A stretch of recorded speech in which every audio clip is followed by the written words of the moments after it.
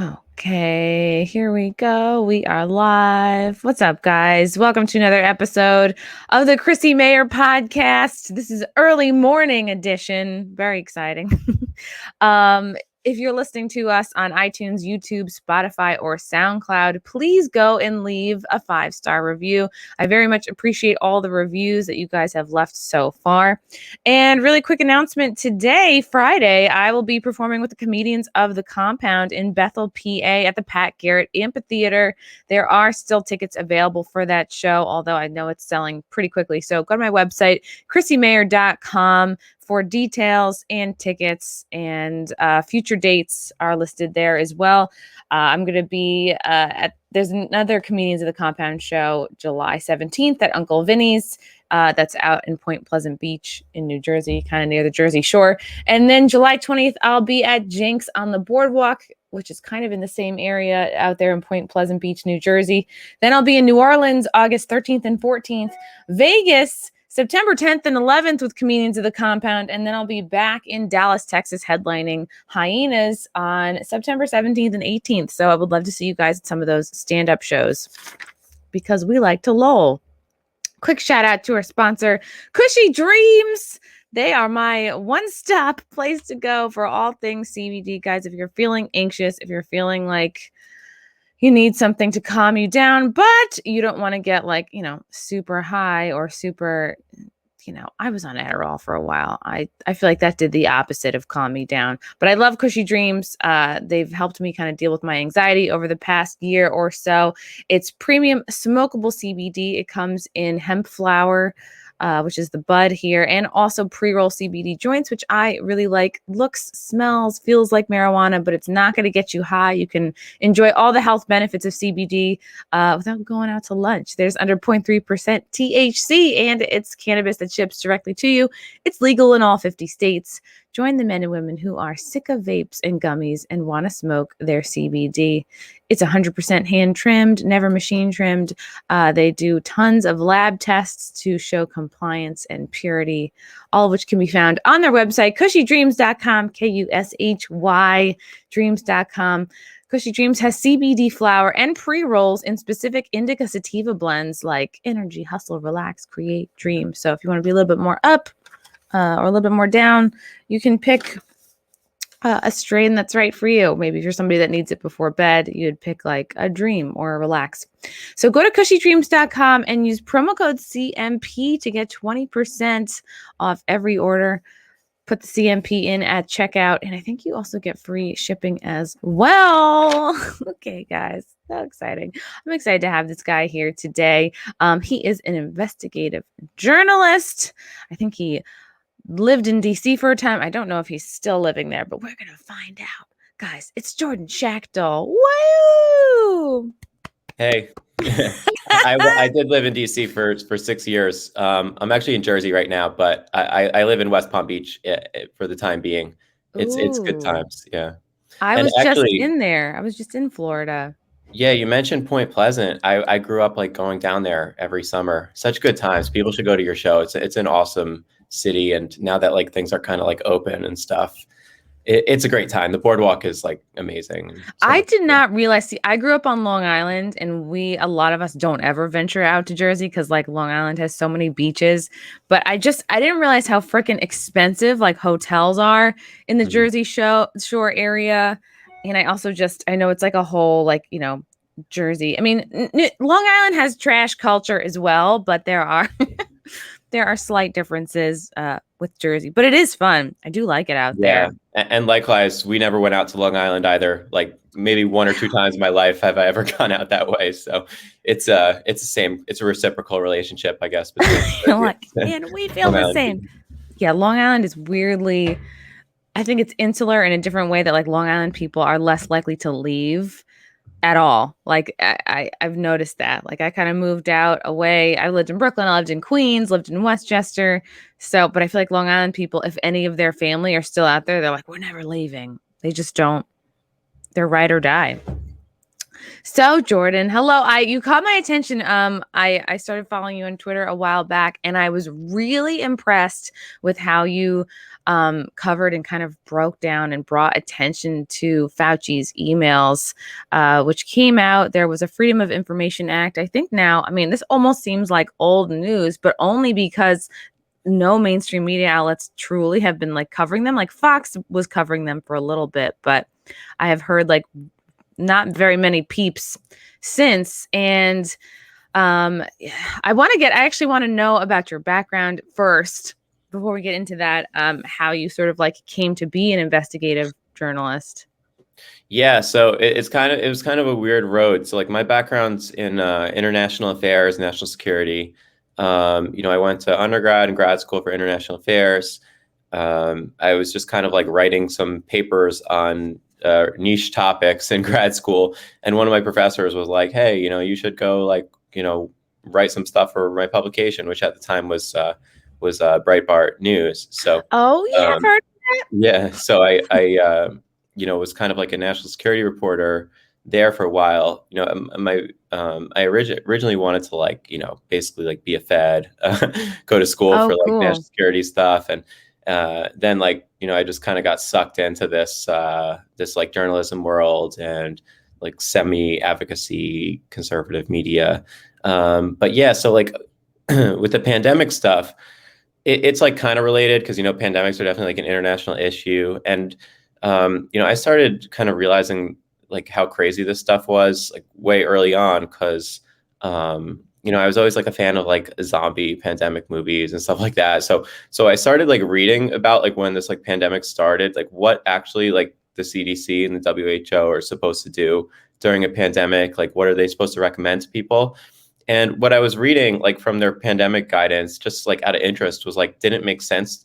Like it didn't make sense compared to like what they were doing at the time, like with the lockdowns and stuff. So that's like when I got my initial skepticism.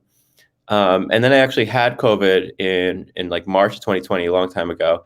And I remember like the fear that I felt because like everyone on the TV was telling me that I was going to die, basically. And I was like, oh, this is like, it was like a cold for me. So it just like dramatically underperformed. But I remember like the fear element, like early on, like my friends had like a buffet because some of my DC friends just like weren't really like tuned in with the news and whatever, like didn't really care about COVID.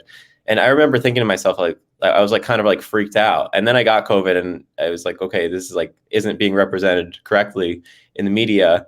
And then Fauci, of course, became like the chief spokesman for the panic mongers and all these like corrupt, like pharma people. So that's kind of where I got started on that road. It was like the transition just from like some like healthy amount of interest into the topic until like nothing makes sense. And then ever since then, I've just been like tracking the craziness.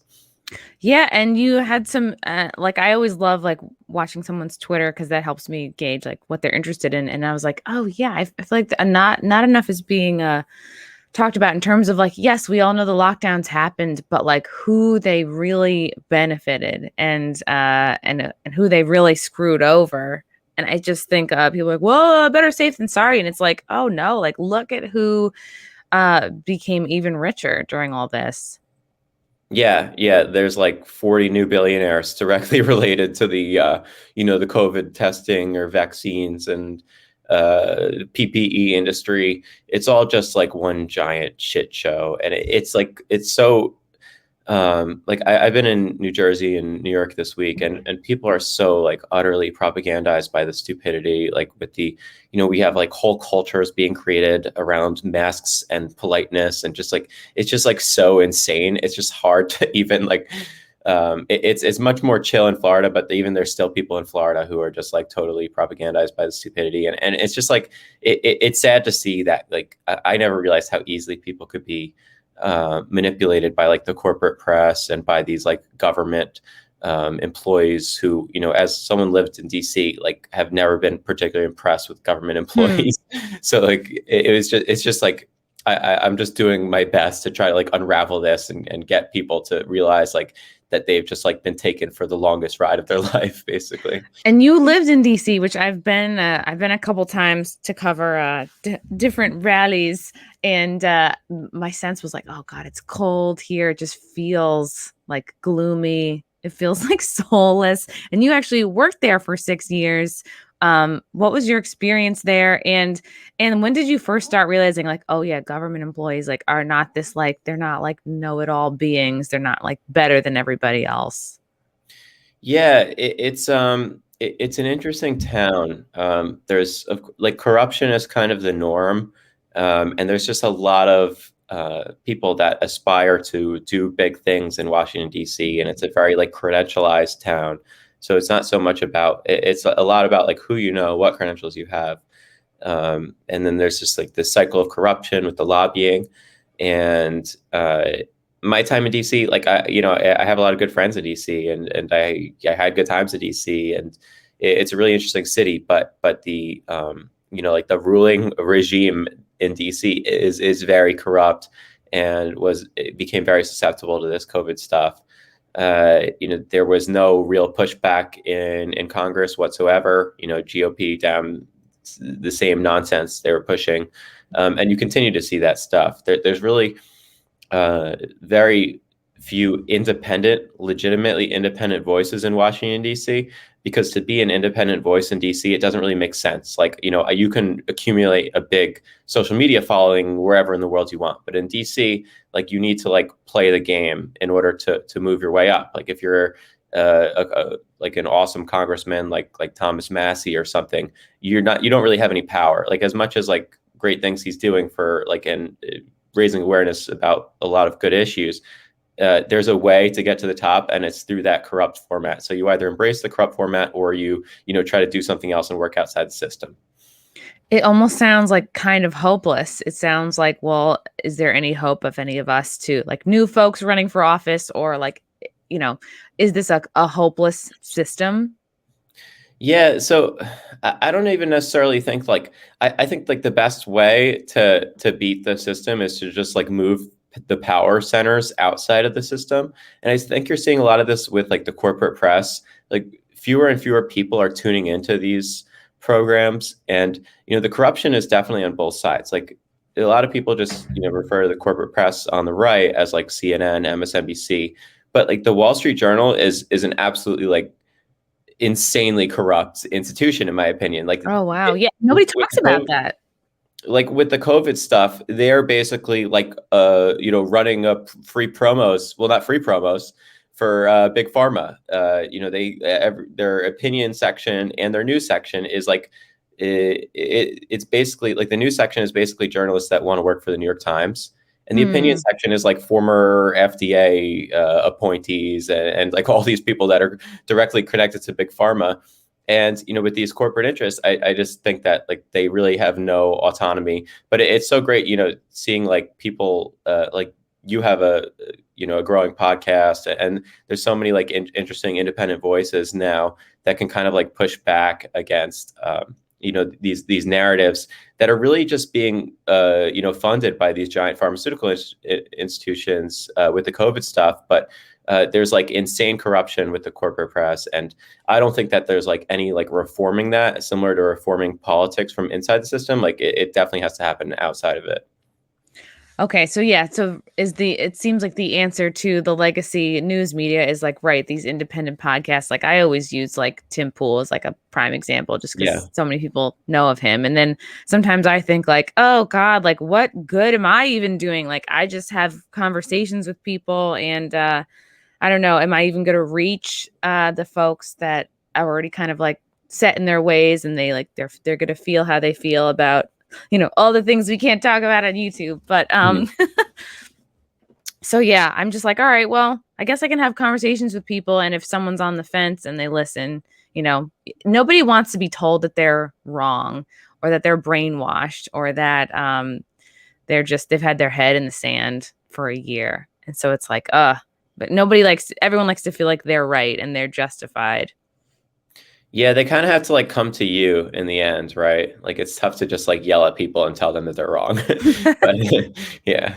But yeah, like you got Tim Pool, you got Joe Rogan, you got like all these people that aren't necessarily like politically aligned in one way. They're just kind of independent voices that are seeking truths and aren't like some people, there's some boundaries, like, Rogan entered that big Spotify deal. So like, there's some things that he can't do, but there's still like a lot of, there's so many interesting voices that don't have to answer to bosses who have, like $2 billion in stock in some company that you can't critique and stuff like that. So it's really cool to see, this new media environment. And I think that's why like all of these, social media giants, in addition to these like corporate press institutions, that's why they want to censor people, is like, especially CNN, like they're like so terrified of losing their market share. So, you have a guy like Brian Stelter that goes on, he's like, advocating for the state to shut down like Tim Pool and these other people Oh because my they're saying God. something on a Did he 4-hour really say podcast. that?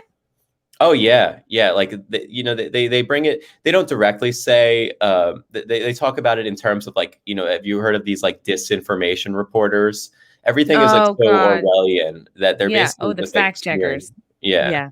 or the fact checkers, even worse. Yeah, the fact checkers are just like, it's such a ridiculous institution because like, if you're fact checking, you can just it's just so easy to spin it and then to independently choose like which fact do you want to check in someone's 4-hour YouTube monologue. So yeah, It's like, it's a crazy world, but I think that's a reason at least to be optimistic. And as long as like these oligarchs don't collude and like shut us all down, I think we'll succeed in spreading awareness about real issues that people care about. so if we are successful, which I hope we are too, in spreading awareness, like what comes after that? So like, because everyone has access to like a microphone and a camera, uh, it's hard to see how this is exactly going to play out. But in terms of like cable news, I think it's just like a slowly dying industry, and that's great. And the way to push back against that, really, there's only really one option, and that's to get like, completely connected to the state, like what you're seeing in China. Basically, you have just like these state-funded institutions, and what they do is they just completely censor social media to the point where like you can't even log into a Western social media outlet. So like, I think that's sadly the way that like those industries are going to go. Like they're just going to try to use state power to shut everyone down because that's their only play left. But Wow.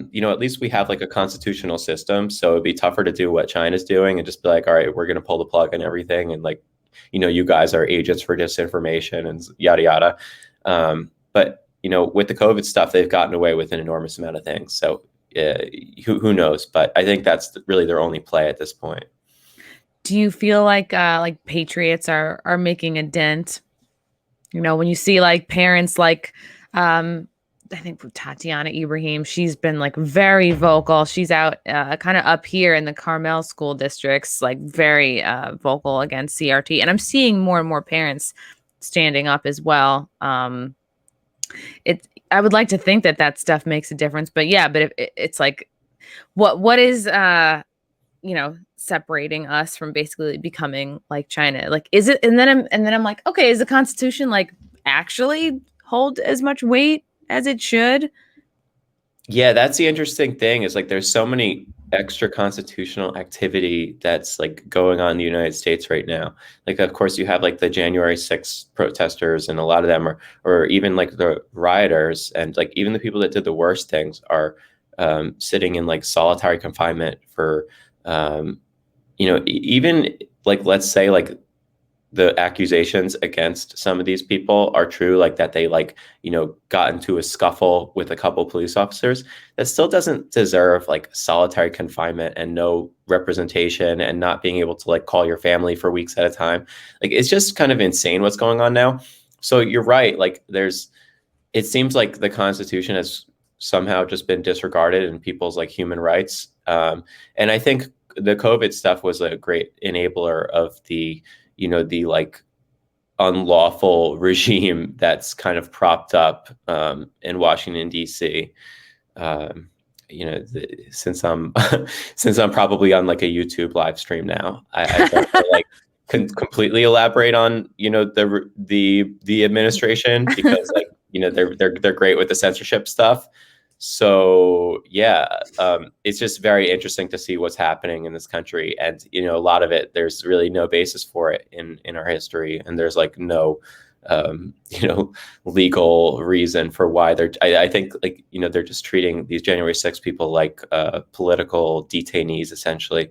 My friend Julie Kelly at American Greatness, I don't know if you follow her, but she's been doing like amazing reporting on What's what's her going name? on there. Julie. Julie Kelly. Okay. And you can find her column at American Greatness. And she talks, she has a lot of good sources within like these like, Guantanamo like detention camps that they're putting these people in. And not a lot of Americans know like how bad it is. And it seems to be like incredibly ruthless, like the conditions that they're putting these people in for the act of protesting and trespassing, essentially. It's just crazy. Yeah, I feel like it, like I was there at Jan 6 and like I wasn't like inside, but just from what I saw and the whole day and how like chill it was for the most part, and how the media has shaped it to be, it's like it just was such a trap. It's like we just like really stepped in it, and they're just going to use it forever and ever. And it's like it's crazy making stuff, because you're like, okay, this was like maybe one of the protests we saw last summer. Like maybe it's equal to one, like, or it was like just as bad as one. It's like, I mean, fewer people died for sure. Just one unarmed woman was shot. And it's like even yesterday, like in Twitter trending, I'm like, we're still talking about Jan 6. Yeah. Jesus Christ. Like, it's purposeful because it helps them enact their agenda. That's why, like, the Democrats in Congress and even Republicans, sadly, are like obsessed with January 6th. And you're right, like these like Antifa BLM riots the entirety of last summer, where you had like entire city blocks on fire. Sadly, like people were killed in the mayhem. And then you had this one protest that got out of hand on January 6th.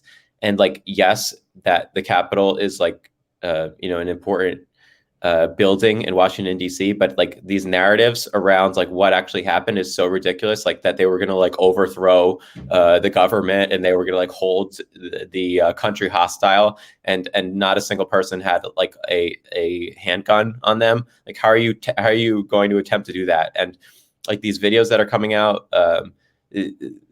half of the, on one side, apparently the Capitol Police officers were like letting everyone in. So, okay, like I guess you can still charge them with trespassing, but it's like so ridiculous.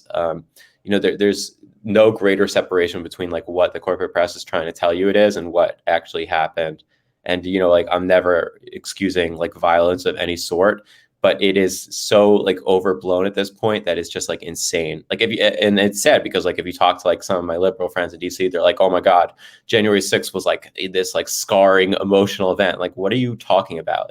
yeah, it and really the only wasn't. person who was killed, sadly, was a pro-Trump protester who was like shot point blank and posed no threat at all. So it's just really sad. And it's the power of propaganda of like people that are just like CNN devotees that, they just get brainwashed by this ridiculousness. I don't get it. Like, it doesn't feel good. Like sometimes I will turn on CNN to be like, all right, what are they up to? And I'm just like, it makes my skin crawl. Like, I don't know. I don't know if just like my bullshit meter is more sensitive now, but yeah, we'll see. We'll see what happens. Was there ever a time or a moment where you realized like, oh, I can't be part of this like DC machine. I have to go my own way. Yeah. I was like thinking about maybe joining if Trump won term two. I had some like offers to kind of like, move back into the national security space and join like his national security team. So I was like entertaining that. And then when like Biden secured, I guess, the election, whatever your opinion on So that is, clever. Yeah. when he secured the White House, yeah, then I was like, yeah, I should probably. And DC was like super locked down to the point where it was weird because I have a lot of friends in DC, but they didn't really do anything for a long time. And some of them are like finally coming out after a year and a half of just like hibernating and watching Netflix and working from home. But I was like, I kind of want to do things. So I traveled a little bit throughout the country and spent a lot of time in Florida. And Florida's great. yeah. Everyone likes to rip on Florida man and Florida people, but yeah, I've been there. God, at least once in this year, and I think I went for Thanksgiving, maybe last year. But yeah, it's like it's pretty much paradise, and people are chill. And I don't people. A lot of folks were worried, like, oh, there's all these New Yorkers that are moving here, and they're gonna bring their shitty voting with them. But I think it's okay so far. Like DeSantis seems to be crushing it. So Yeah, it was interesting to see, especially when like tourists came down to Florida. You could kind of tell them because like they're the only people in the masks and stuff. And then it's interesting to see people like get like deprogrammed by like going to a bar in Florida with you because they're like, wait a second, like I'm not gonna like die from COVID. Like no, no one really cares. So and then they like go home back to like their California or New York, and they're like, why is everyone doing this? Don't they know that like this is just like not some kind of like people dropping dead in the streets type pandemic?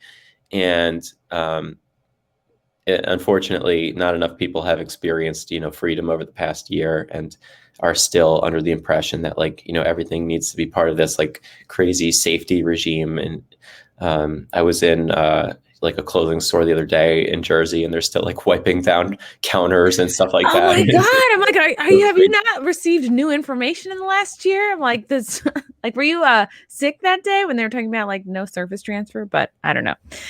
That's crazy. Okay. I want to talk about crypto because I feel like, to me, it seems like one day you'll be like, oh, you'll hear, oh, it's the best thing ever. And then the other day you're like, oh no, it's a scam. Like, oh, like Elon Musk was trying to, prop up Dogecoin just so it could crash. And he's controlled government opposition or whatever. And so I'm like, are they trying to make us as confused as possible on crypto?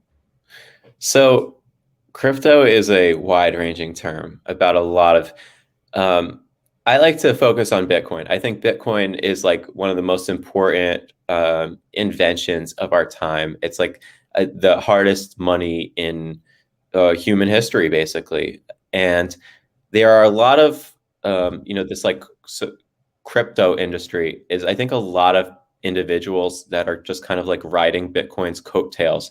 And there's massive amounts of like scamming and corruption.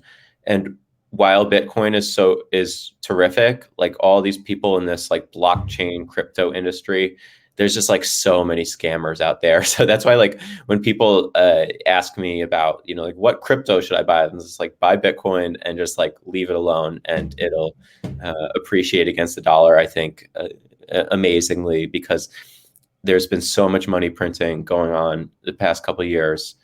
And I think that the government and the Fed has like trapped themselves in this like quantitative easing death spiral where you can't, like, once you turn on that money printer, it's very difficult to turn it off. So I think they're just going to continue printing trillions and trillions of dollars. And Bitcoin has, grown on average since its inception, like 200% per year. So like, and there's like no reason to believe that it's not going to continue to accumulate market share, because again, it's like such an important invention. You can send $1 million in Bitcoin from here to New Zealand for like the cost of $1 with no intermediaries, no sensors. Like, I think that's just an amazing technology, and it's super important for our time, where you have like these even like so-called Western democracies, like they hate the idea of not being able to control the money. And I think it's so important to have like this independent money that is like very much, entirely based on markets. And I think it's awesome. So that's why I'm such a big advocate. It goes along with, free thought, independence, and, having the government not control the money, I think will, advance human flourishing so much. And that's why it's so important. So its value is based on how many people buy it. Sorry if I sound retarded, but it's Bitcoin is totally based on market forces. So, if you're buying it at a certain price, and now there's like, I think there's 150 million people who own Bitcoin now. So it's growing well. And although there's like, crazy, like a lot of people say that, Bitcoin's not good because there's so much volatility, but this is a currency that was, only invented in 2009 and only really started to become popular maybe like half a decade ago. So wow. You'll see like a lot of volatility, but like there's been so much upside, like the price of Bitcoin hit $60,000 per Bitcoin a couple months ago. And yeah, it's like down 50% from there, but it's also, still, if you look at the long-term chart, it's grown tremendously and still has so much room for upside, because this is such an important technology that is needed for human civilization. And, when people ask me like, oh, why should I invest in Bitcoin? The dollar, we have the US military and all this stuff. And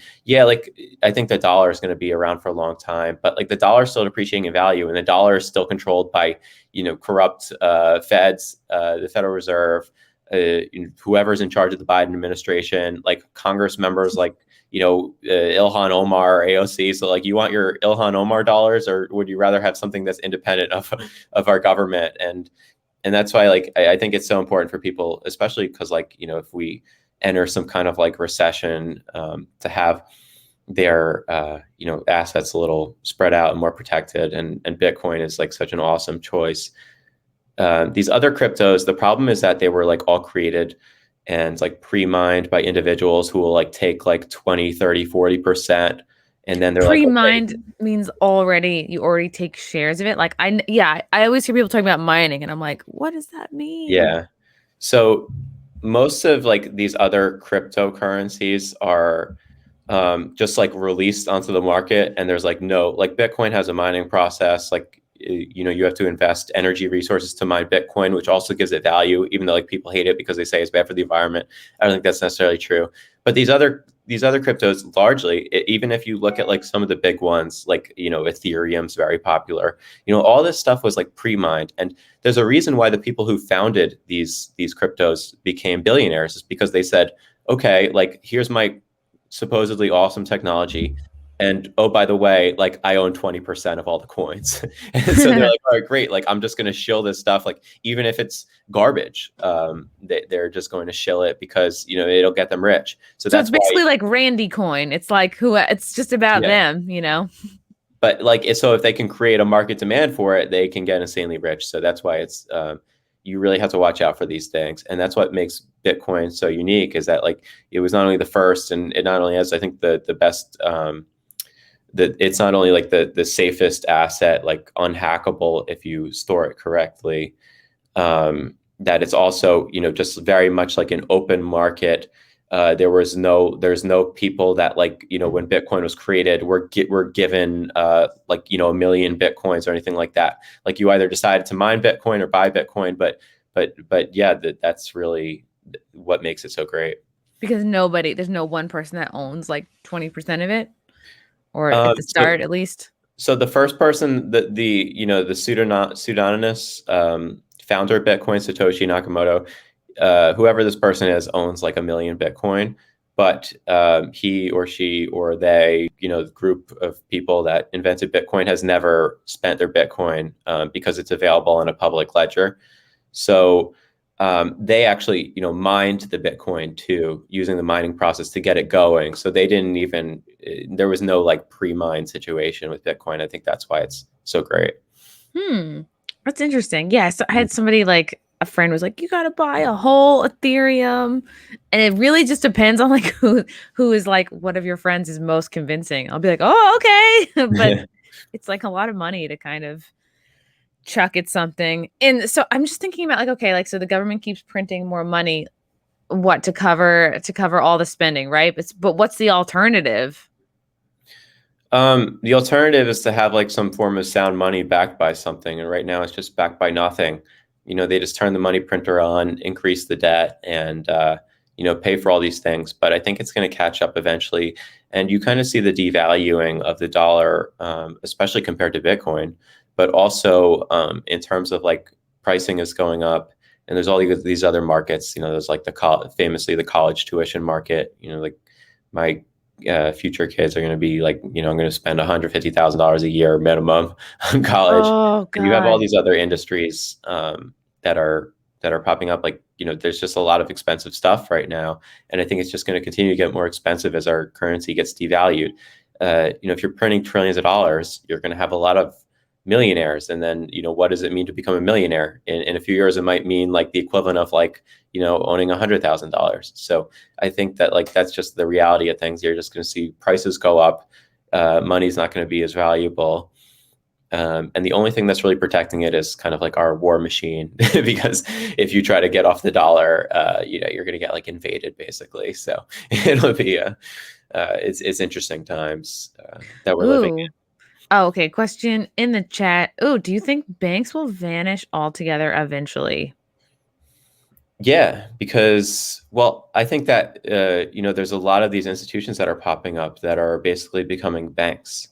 I don't think banks are going to be as powerful. Like, I don't think like these like Wells Fargo's, Chase, they're going to continue to lose market share, in my opinion, because like anyone's a bank. Robinhood's a bank now. Hmm.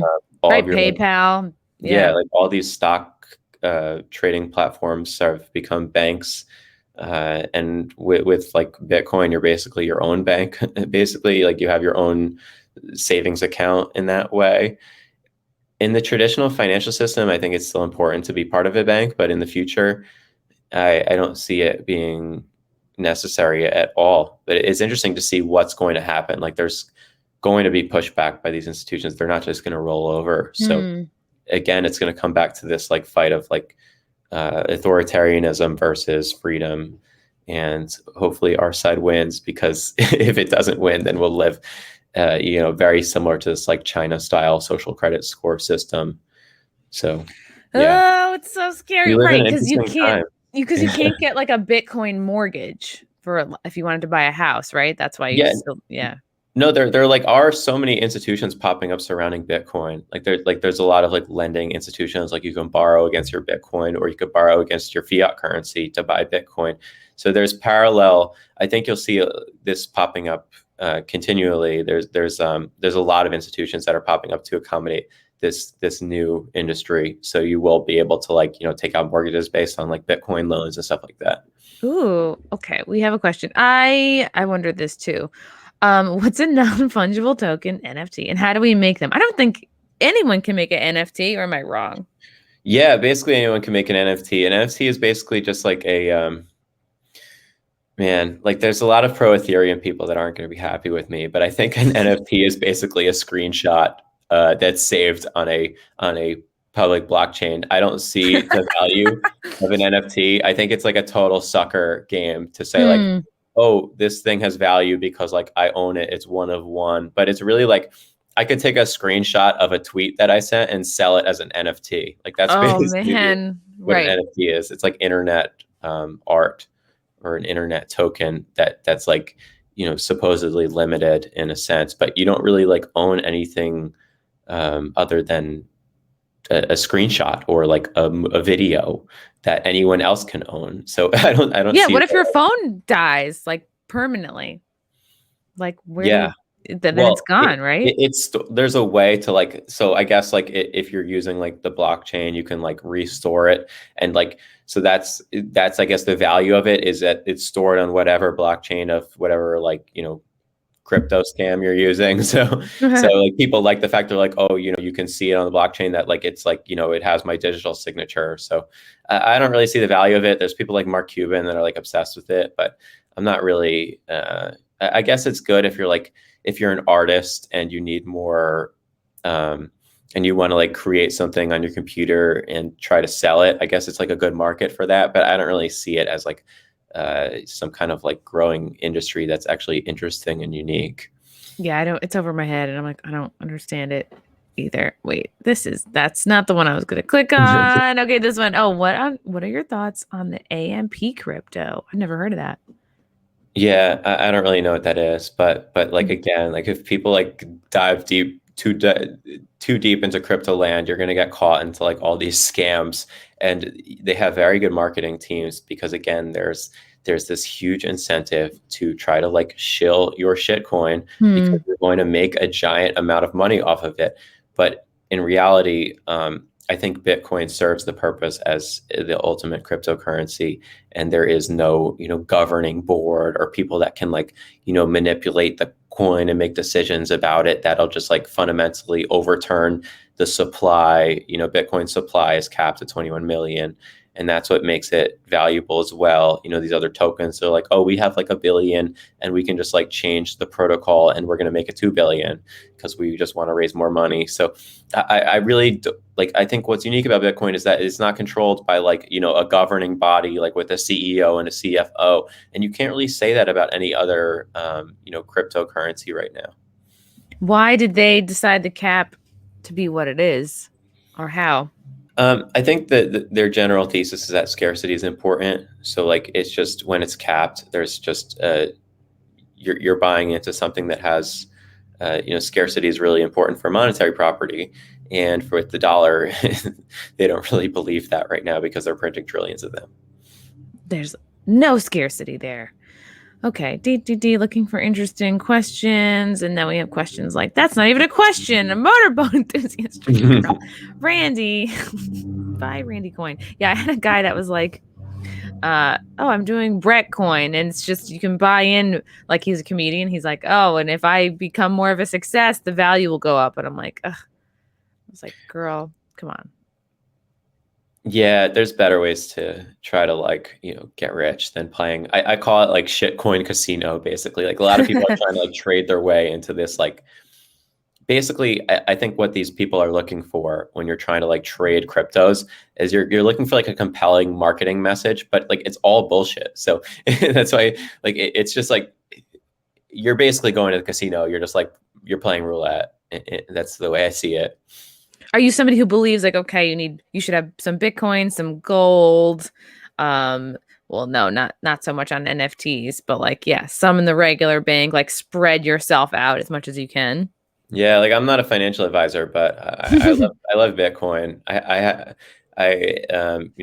I'm invested in Bitcoin, and I think that like in today's monetary environment, it's important to have dollars because it's very tough to just like live your life on a Bitcoin standard where you don't have access to so many markets and stuff like that. But I think eventually, like when people usually when they start to realize like how important Bitcoin is for humanity and its potential value, I think that's what gets people to like continue to move more and more of their net worth into Bitcoin. But again, it's very volatile, so you could really only invest in what you're prepared to lose. But there's so much upside to it too, so that's why it's I think for me it's a no-brainer for people to actually own no Bitcoin nowadays, in this crazy monetary environment. I think owning no Bitcoin is the real risk. Like a lot of people say Bitcoin is risky, but I think owning no Bitcoin is not a good position to be in right now. And then it seems like, oh, well, I don't have, like, if someone's like, I don't have a lot of money, they always say you have to invest money you're willing to just lose. And what if somebody's like, well, I don't want to lose any of my money? Like, do you think even just 5, 10, 20 bucks here and there is better than nothing? Yeah, that's the thing is like, so like we live in this like such a weird economy where you have very few ways to actually like, save and grow your net worth in just like a regular fashion. You have like the stock market, but that's like what's so sad about today's economy. And I think a lot of people don't realize like there's a lot of middle income people who are just like progressively losing money because they're living close to paycheck, and they can't afford to just like put money in the stock market, take it out of the stock market, spend it on like goods and services. Like it's not, they don't really live in that flexible environment. So I think like putting aside a little bit for Bitcoin makes a lot more sense than like if you only have like, $20 a week, instead of like throwing it into your savings account because it's like not going to appreciate at all. So I think it provides an important option for a lot of people. And especially like, in these, I don't want developing nations too, that don't really have opportunities, don't have access to the U.S. stock market. That's why it's like so important to get these people access to Bitcoin, because at least you have something else than like your crazy government's currency that they're like destroying their society with. Wow. Yeah. This is an interesting question. Is there any connection between globalism and Bitcoin? I would say globalists probably hate Bitcoin. Yeah, so I guess it depends how you identify a globalist. But yeah, like someone who believes in like a one world regime would hate Bitcoin because Bitcoin is freedom money. and they have no control over Bitcoin. A globalist would like want the UN to be involved, and even like these globalist institutions, what they're pushing is these like central bank digital currencies, which is basically like giving the government ability to put money and take money away from you through like a mobile application and have the government completely in control of the currency, which I think is like a terrifying prospect. Because imagine like like people getting there's a lot of people getting deplatformed now from all these like social media giants. Imagine if like the government had the power to deplatform your money too, and they're like, okay, so you committed this crime, you were caught on this camera in Wyoming, and we're just gonna like suck money out of your bank account. Like I think you've been debanked. Yeah, that's what's going on in China too. Like in China, they're experimenting with these like temporary credits, like you have to spend it or lose it. So that eventually leads to a system where they're like, okay, so we're just gonna, if you're like not accommodating the ruling regime, we're just gonna take away your money and like good luck living in our society. So that's like the alternative. That's like the utopian statist alternative to Bitcoin, and it's like a terrifying prospect. And that's like, I think what the globalist coin would be is them having the ability to control your assets entirely. And then what's the so you mentioned in China it's like, oh, like spend it or lose it. Is that like so they can control what you spend money on, or they just pressure you into so it's more so just like control your behavior, and like they want to manipulate the economy, and they want to, especially like your political behavior. In China, if you're not a member of the Communist Party, they're like, oh, what's wrong with you? Like you don't agree with the ruling regime, and you become like an outcast in society. You can't get like a decent paying job. And sadly, our Fed has kind of flirted with this idea. And I think that there are a lot of statists in the United States who don't even, maybe they do realize it, but our system, especially during the COVID stuff, is very much inching closer to China's system. We might not look like the CCP's, Chinese Communist Party's one-party structure right now, but for someone who is having spent a lot of time in Washington D.C., there is very much a uniparty system. It's just not, it's not really in name, but it's functioning that way. There's not much separation between Republicans and Democrats in Washington outside of the rhetoric and outside of their fundamental ideas for how they want to govern society. So that's why, like, I think there's definitely this creeping authoritarianism element, and you saw that with the COVID stuff that they all embraced. Oh yeah, and somebody's in here. I've been bitching about Victoria's Secret for like the last few days because they're like, and I'm just using this because this is something like, I guess as a chick, I'm really noticing like all of these lingerie companies are like amoeba. They're like becoming less of what their individual brand was, and they're kind of like being this amoeba of like total diversity of all kinds of bodies, and I can't explain this without someone being like, oh, she's a racist, she's anti-inclusion. It's like, no, of course I'm about all that, but it's like, let's say I really liked Victoria's Secret old school brands. Like, let's say I loved the Angels, I loved the fashion shows, I loved all of it, because it's like, yeah, I found those women to be like hotter than me. That makes me want to buy lingerie from them. But it's like, yeah, if I see a bunch of like overweight chicks that don't look like me, I'm going to be less inclined to buy from them. And I feel like inclusivity is like leading towards brands losing their identity because there's this pressure to just be like everybody else. Yeah, it's crazy. Megan Rapinoe is a great soccer player, but yeah. you want your kids to be like Megan Rapinoe, but not in a model fashion. So right, it's kind of hypocritical. It's like, oh, isn't Yeah. she a strong, like, badass woman because she's an athlete, not because she's associated with a lingerie brand? And like, yes, I read somewhere that you're not going to be seeing her like in bras and panties and stuff. She'll just be like the face of it. But like, what's the point? What's the point of like being the face of it if you're not? Let's see you in underwear then, Megan. Maybe they want to like transition into a different type of company. I don't know what their game plan is, but like, I don't think that anyone wants to, that anyone would think that like that's a good strategy for selling lingerie. I don't really get what they're trying to do there besides like being like super woke, but I don't know if that will sell much. Like, we'll see. We live in like such a weird economy with weird incentives. Maybe it'll work out. Like, everyone thought that like, Nike was going to like go broke because they embraced Kaepernick. And then they're like, oh yeah, we just had our best quarter ever. So I'm like, oh, well, maybe there is a big market for like, woke social justice. And you see this like with all the companies that are like, changing their logos to celebrate Pride Month. Like there's definitely a market there. Oh yeah. They just what they don't tell you is that like, it's not really like, so the side that they want you to think is oppressed is not really oppressed because the entire corporate America is embracing it. So there's like a market there. So maybe it will work out for Victoria's Secret to just like go super woke and super like, eighth wave feminist or whatever we're on now and just like, try to sell product that way. It might work. Who knows? Yeah, like don't gay guys are among like the crowd with the most disposable income? Like I haven't looked at anything recently, but I don't know. I think they're trying to appeal to like woke white folks, like, oh, they're inclusive. I'm going to buy from them, even though all they need to do is just like throw a rainbow on their logo and that's enough.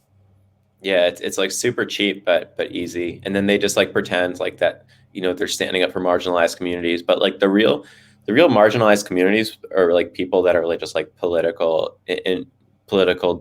dissidents in America today that just like, even if they have like disgusting opinions, that like they'll just be like totally ostracized from American society. And I don't think that's really healthy. But like, yeah, corporate America is like super ridiculous and like ultra woke. And on the right, you don't really see much of a response to it other than like being like, all right, this is bullshit. We're mad and we're going to like protest your stupidity. And I guess that like works, but there seems to be like, I feel like there needs to be a better like strategy to push back against this. Cause like, there's still like, half the country is still right wingers. So like, how did we get into the system? I think what happens is like the right doesn't really, the right kind of just like expresses outrage and moves on. The left will just like boycott and burn down your business. Yes. So like they have like this riot veto that the right, I don't think that they should engage and entertain because it's like, uncivil, barbaric behavior to just like say like, F you, I'm burning down your business if you don't accommodate my demands. But there has to be like a better way. I'm not like a political savant. Right. It seems like, the right isn't being represented in the American culture at all. And they're just like losing every battle. So something has to. They've just been scared into shutting up. Yeah. They don't want to lose their cushy jobs. They don't want to be able to like not provide for their family. And I think their values are what keep them from getting destructive because they don't want to do that. But it's like they don't want to stoop to their level either. But it's like, is that what it's going to take? I hope not. I don't know. It's like, yeah, would there be able to make some sort of law like you can't get fired for having different political opinions but it's social. It's like it's kind of moved into like, yeah, but your friends will disown you, your family kind of disowns you, you're like censored from all this social media and you have no choice but to kind of like go underground with it, whatever that means. Yeah, and I think it kind of ties back into Bitcoin because Bitcoin is that in terms of like not being censored, that's like the best technology for that. And like, that's, a good way for people to kind of like fight back against the system too, is, you don't want to participate in this like woke corporatism that there needs to be more options for sure. This is such a good comment from the chat. At some point, popular art and cultural trends became almost a closed system based on politics. Like, yeah, I feel like that really sums it up. It's like you can't sit at this table, if it was the cool kids table, which they would love to see themselves as. Well, thanks, chat. We jumped around on so many topics here. Jordan, I'm realizing as we talk, like, I'm like, okay, I need to have you back, but on my Rockfin channel, because then we can go like hog wild. Like you can say all the things that we're stifling ourselves on. Cause I'm trying not to get banned off YouTube, but that's no fun. All it takes is like me to say one thing and then you're just like banned or you get demonetized. Like they're just so ridiculous. And I think that like they do this purposely. Like they wait for like one specific opening and then they just like, even if you have like 1,000 hours of content, they're like, you said this about the election. Yep. Oh my God. Said this one thing. It's like January 6th. Like, oh, you have this one day that looks bad on paper. but anybody And who by was the way, there. I'll structure this correctly so you don't get banned. But I think like it's a very important fundamental part of being an American to be allowed to question our democratic process. And that's why like it's so shocking to be like, what do you mean you can't question the election? Like, okay, first of all, the Democrats, for 4 years questioned Trump's legitimacy and said he was not legitimate Would because not like shut up about it. Yeah. he was a Russian stooge. And I never like I thought that like they were like crazy conspiracy theorists, like with the whole like Putin owns Trump thing, like it's all like nonsense, and it was all just like a giant op to delegitimize the president. And I thought that was awful. But I would never say like, oh, you should be banned for saying this. Like, no, I thought that you're just like, these people are ridiculous conspiracy theorists and are purposely spreading disinformation to delegitimize the president and try to convince the country that he's illegitimate, so he has less power and less control and can enact his agenda. And I thought that was the reason why they're doing that. And I saw that and I thought that like, the answer for that was more speech. But now we live in this environment where you're just being like the act of questioning this, which is an uncontestable right. Just to have a Warrants conversation. censorship. Yeah. Yeah. And it's just crazy. It's like right out of an what an authoritarian country would do, and their social media platforms. And although like those platforms might be owned by the government, these are just like woke oligarchs that have a very different form of censorship. Yeah, absolutely. It's so interesting. Oh yeah, what was this other comment in the chat? Yeah, we were being lulled to sleep again. Everyone is afraid to speak up and gather because of Jan 6. Fear wins most battles. Yeah, I think people are just like, I don't want to lose my job. I got to hold it together for my family. But yeah, better organization for sure. Isn't it? I mean, I was going to say something really good, and then I was just listening because I'm trying to be more present. Oh, yeah. What I really want to look at and read more about and zoom out more on. And like Candace Owens had I think a story that she posted today about this. Where she was like, JK, happy Juneteenth. And then she was like, I think it's bullshit. What we really like when you look at like us, like America and Russia, and you look, if you zoom out and you'll be like, oh, okay, like if China wants to be number one, if they want to dominate the world, they've got to like basically fuck us up and they got to fuck up Russia. And it's interesting to see like if you keep looking up where the puppet strings connect. So I wanna look into that more. I feel like I need to look into more look into China.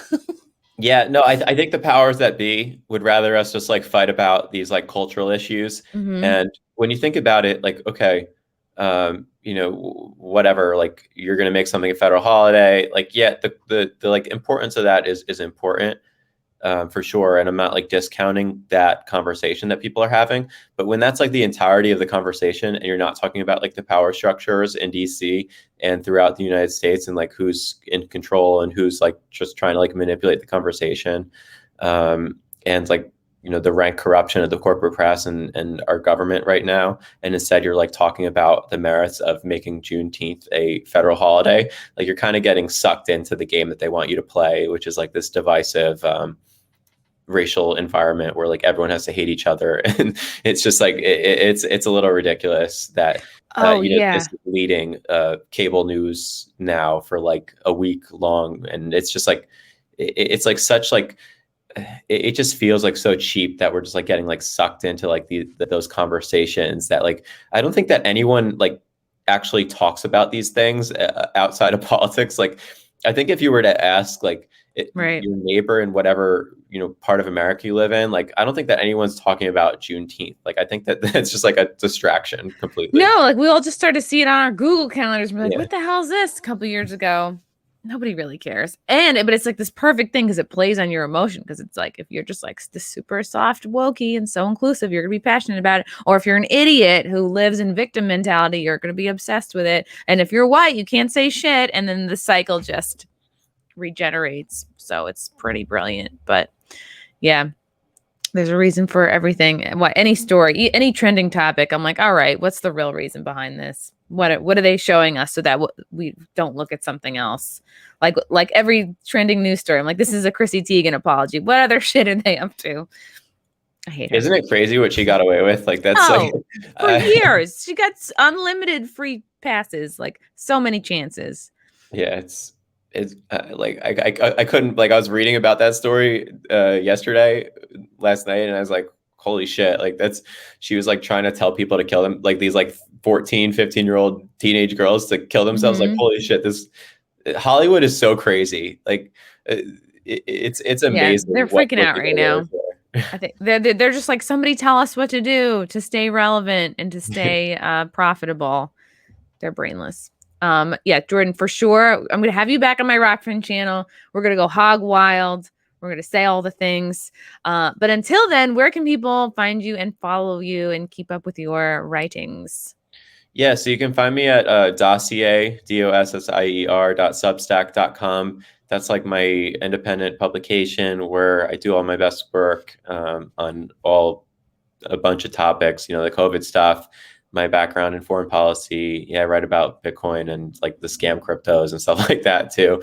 So that's kind of where I'm focusing most of my energies on nowadays. So you can follow me there. You can follow Twitter, just at my name.